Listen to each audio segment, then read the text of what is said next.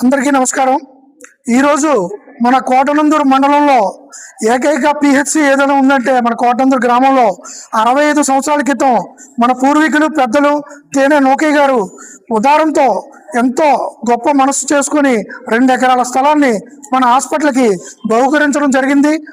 ఆ రోజు నుంచి ఈ రోజు వరకు కూడా 65 సంవత్సరాల కాలం నుంచి కూడా మన హాస్పిటల్ ఎంతో అభివృద్ధి చెందుతూ ఇక్కడ ప్రతి గవర్నమెంట్ సపోర్ట్తో మనం పిహెచ్సి కట్టుకొని ప్రతి ఒక్కరికి కూడా మనకి జీవితంలో ఏది ముఖ్యం అంటే డబ్బు, స్థలం, పొలం కాదు, మన ఆరోగ్యమే ముఖ్యం.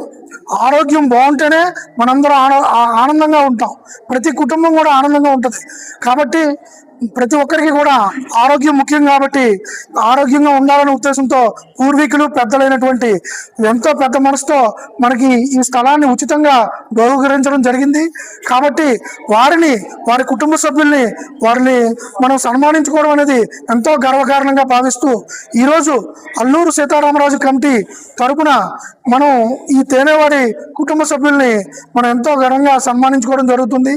అలాగే ప్రతి నెల హాస్పిటల్ స్థాపించిన రోజు ఈ ఫిబ్రవరి 9వ తారీఖు, అలాగే ప్రతి నెల కూడా గర్భిణీ స్త్రీలకు అనేక రకాలైన పరీక్షలు చేసి ఈ 9 నెలల కాలంలో ఎంతో చక్కగా చూసుకుంటూ వారందరూ మంచి చెట్లు చూసుకుంటూ ఈ కమిటీ వారి తరపున ప్రతి నెల 9వ తారీఖున పౌష్టికాహారం అందించడం జరుగుతుంది. కాబట్టి కమిటీ వారికి కూడా నా యొక్క కృతజ్ఞతలు తెలియజేసుకుంటూ ప్రతి ఒక్కరూ కూడా దీంట్లో ఈ కార్యక్రమంలో పాల్పంచుకుంటున్న కమిటీ సభ్యులు సుమారు 200 మంది పైన ఉన్నారు. వారందరికీ కూడా పేరు పేరున నా యొక్క ధన్యవాదాలు తెలియజేసుకుంటున్నాను. మేము చేసే కార్యక్రమంలో చాలా మంది దాతలు దీనికి సహాయపడుతున్నారండి. ఇది మా ఒక్కరిదే కష్టం కాదు, ఇది చాలా మంది దాతలు.